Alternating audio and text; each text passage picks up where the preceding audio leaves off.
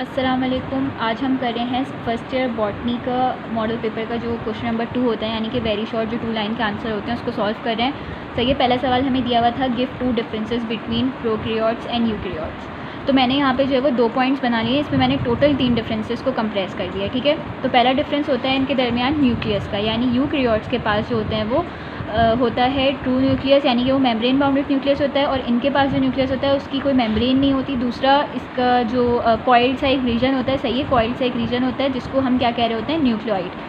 उसके बाद दूसरा डिफरेंस होता है कि इनके न्यूक्लियस के अंदर होते हैं क्रोमोसोम्स, और इनके जो क्रोमोसोम्स होते हैं वो ट्रू क्रोमोसोम्स नहीं होते। ठीक है। ये हो गए 2 डिफरेंसेस। उसके बाद मैंने एक और यहीं पे एक्स्ट्रा ऐड कर दिया, आप चाहें तो कर लें, नहीं तो आपकी सिर्फ इन्फॉर्मेशन के लिए मैंने यहाँ पे ऐड कर दिया। सही है। दूसरा डिफरेंस होता है कि इनके पास होते हैं मेम्ब्रेन बाउंडेड ऑर्गेनल्स यूकैरियोट्स के पास, और इनके पास मेम्ब्रेन बाउंडेड ऑर्गेनल्स नहीं होते। इनके पास जो चीज़ होती है वो होते हैं मीजोसोम्स। अच्छा, एक शॉर्ट ये भी बन सकता है कि जो क्रोमोसोम्स इनके पास होते हैं वो ट्रू क्यों नहीं होते। तो इसका आंसर ये होता है क्योंकि ये लैक कर रहे होते हैं अपने पास प्रोटीन हिस्टोन्स।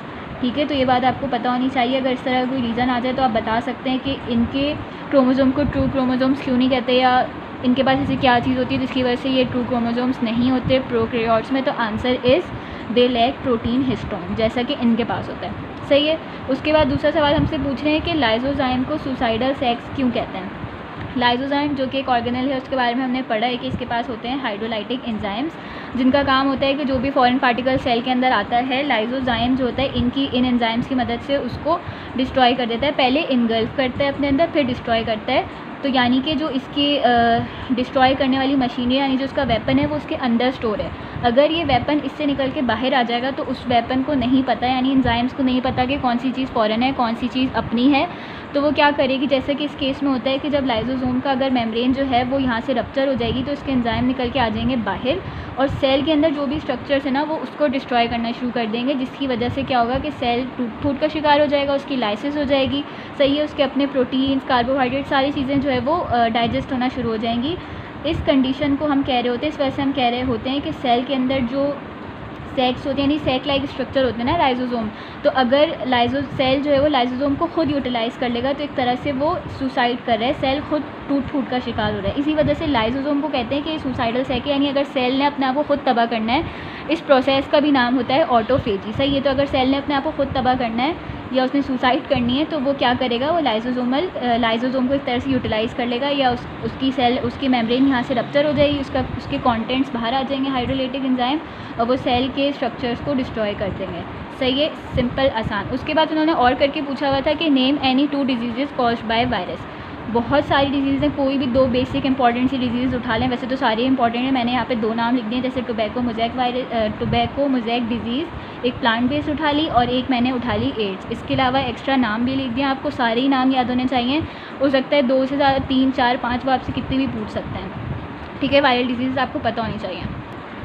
उसके बाद क्वेश्चन नंबर 3 में जो है वो हमारे पास 4 डेफिनेशंस दी हुई थी। उसमें से कहा था कोई भी 2 डिफ़ाइन कर दें, तो मैंने यहाँ चारों लिख दिए। एक एक करके डिस्कस कर लेते हैं इनको। पहली है डबल फर्टिलाइजेशन की डेफिनेशन। तो हमें बताना चाहिए डबल फर्टिलाइजेशन हो रही होती है प्लांट किंगडम में, जो एक उसकी डिवीज़न होती है जिसको कहते हैं एंजियोस्पर्म्स। सही है।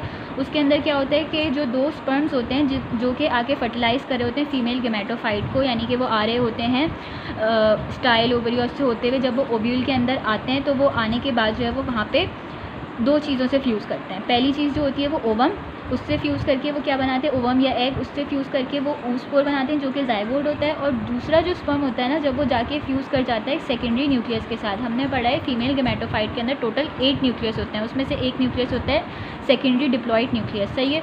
तो जो स्पर्म इसके साथ फ्यूज़ करेगा और फ्यूज़ करके एंडोस्पर्म बनाएगा, वो जो है वो दूसरा स्पर्म होगा। सही है। तो इस तरह से जो 2 स्पर्म आके 2 स्ट्रक्चर फीमेल गैमेट के अंदर फर्टिलाइज़ कर रहे होते हैं, या उनके साथ फ्यूज़ हो रहे होते हैं, कंबाइन हो रहे होते हैं, तो इस तरह की फर्टिलाइजेशन को हम डबल फर्टिलाइजेशन कह रहे हैं, क्योंकि ओवम के साथ सेकेंडरी न्यूक्लियस भी फर्टिलाइज हो रहा है और 2 चीज़ें बन रही है, एक oospore या ज़ाइगोट बन रहा है और दूसरा एंडोस्पर्म बन रहा है। इस तरह की फर्टिलाइजेशन को डबल फर्टिलाइजेशन कहते हैं, जो कि एंजियोस्पर्म्स में हो रही होती है। ये पूरी डेफिनेशन हम यहाँ से देख सकते हैं, या किसी अच्छे नोट से भी अपनी मर्जी से इसको कर सकते हैं। ठीक है। उसके बाद दूसरी चीज़ उन्होंने पूछी हुई थी कि होमोस्पोरस, होमो मीन्स सेम और स्पोरस मीन्स स्पोर प्रोड्यूस करना। तो हमें पता है कि प्लांट डिवीज़न में जो ट्रैकियोफाइट्स होते हैं उनकी एक सब डिवीज़न होती है जिसमें होते हैं लाइकोप्सिडा, ठीक है। उसमें भी एक ऑर्गेनिज्म होते हैं जिनको कहते हैं लाइकोपोडियम। इन्होंने एग्जांपल नहीं पूछी, मैंने सिर्फ समझाने के लिए यहाँ लिखी है, आपने सिर्फ डेफिनेशन ही बतानी है। तो जो लाइकोपोडियम होते हैं उनके अंदर बनते हैं स्पोर्स, ठीक है। वो स्पोर्स जो होते हैं वो डेवलप होते हैं, हमें पता है कि स्पोरोफाइट होता है, फिर उस स्पोर से जो है वो स्पोरोफाइट के बाद स्पोर बनते हैं, स्पोर से गेमेटोफाइट बनता है। और हमने नॉर्मली यही पढ़ा है कि जो गेमेटोफाइट होते हैं वो अलग अलग मेल और फीमेल उसके अंदर ऑर्गन के अंदर डेवलप हो जाते हैं और फिर उससे जो है वो गैमेट्स बनते हैं, फिर गैमेट से जो है वो वापस स्पोरोफाइट वगैरह बन जाता है, ठीक है। तो लेकिन होमोस्पोरस में क्या हो रहा होता है, होमोस्पोरस में जो स्पोरोफाइट से स्पोर्स बनते हैं वो एक ही तरह के होते हैं, वो डेवलप होते हैं एक ही गैमेट के अंदर, यानी एक गैमेट बनता है जिसके अंदर मेल और फीमेल ऑर्गन दोनों होते हैं, यानी कि एंथ्रीडिया और आर्चिगोनिया एक ही गैमेटोफाइट के अंदर प्रेजेंट होंगे। इसका मतलब यही हुआ कि एक ही गैमेटोफाइट जो है वो दोनों गैमेट्स बना रहा होगा, मेल और फीमेल, और फिर वहीं से फर्टिलाइज़ होके वो एक ही तरह के वो फिर वहाँ से फर्टिलाइज़ होकर स्पोरोफाइट बनाएगा और फिर उस स्पोरोफाइट से एक ही तरह के स्पोर बनेंगे। इस पूरे प्रोसेस को या इस पूरी प्रॉपर्टी रखने वाली प्लांट्स को जो है वो होमोस्पोरस कह रहे होते हैं, यानी कि वो गेमेटोफाइट जिसके अंदर मेल और फीमेल दोनों ऑर्गन होते हैं और वो एक ही तरह का स्पोर बनाता है, वो होमोस्पोरस होता है, सिंपल।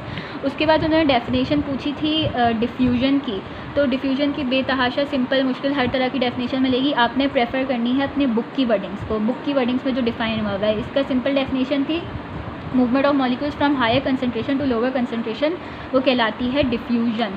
सिंपल अल्फाज में यानी कि अगर हम मॉलिक्यूल्स को दो कंपार्टमेंट में जो है वो उस तरह से सेपरेट कर देते हैं और एक में वो ज़्यादा होते हैं एक में वो कम होते हैं, तो जब अगर हम इस कंपार्टमेंट को किसी तरह से हटा दें या परमिएबल बना दें तो ये नेचुरल प्रोसेस है बिल्कुल, कि जहाँ पे पार्टिकल ज़्यादा होंगे वो वहाँ से हमेशा हमेशा कम की तरफ मूव करेंगे।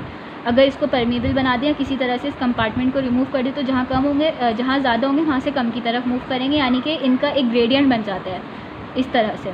तो ये इस प्रोसेस को हम डिफ्यूजन कहते हैं सिंपली, सही है। उसके बाद उन्होंने चौथा पूछा था पिलाई की डेफिनेशन, तो आपको बताना चाहिए कि ये बैक्टीरिया का स्ट्रक्चर था, ठीक है। हॉलो फिलामेंटस अपेंडेज होती है, हेयर लाइक एक अपेंडेज होती है जो कि बिल्कुल फ्लैजिला की तरह होती है, लेकिन फ़र्क क्या होता है, स्मॉलर होती है, और दूसरा ये हेल्प करती है कॉन्जुगेशन में, उसको पिलाई कहते हैं। इस सवाल से जो है वो एक और सवाल निकलता है कि अगर वो आपसे पिलाई और फ्लैजिला के दो डिफरेंसेस पूछने हैं तो आपको बताना चाहिए पहला डिफरेंस साइज़ में होता है कि दोनों होते तो एक ही तरह की हेयर लाइक अपेंडेज निकल रही होती है, लेकिन फ्लैजिला बड़ा होता है, प्लाई छोटा होता है साइज़ में, पहला डिफरेंस ये हो गया।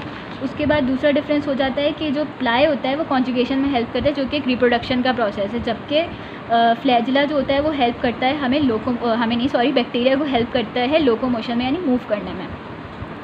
उसके बाद क्वेश्चन नंबर 4 है on what basis fungi are classified, यानी किस बेसिस पे फंजाई को क्लासीफाई किया था। फंजाई की थी 4 डिवीज़न, उसको हमने सबको क्लासीफाई किया था कि सबके जो सेक्सुअली रिप्रोडक्टिव स्ट्रक्चर्स थे वो डिफरेंट थे, यानी कि जब सेक्सुअल रिप्रोडक्शन में जो उनका स्ट्रक्चर डेवलप होता है वो सारी डिवीज़न में डिफरेंट होता है, इसी की बेसिस पे हमने सबको क्लासीफाई किया, यानी जो 4 तरह के फंजाई होते हैं उन सब के अंदर सेक्सुअल रिप्रोडक्शन अलग अलग तरह से हो रही होती है, बस ये होता है सिंपल इसका आंसर।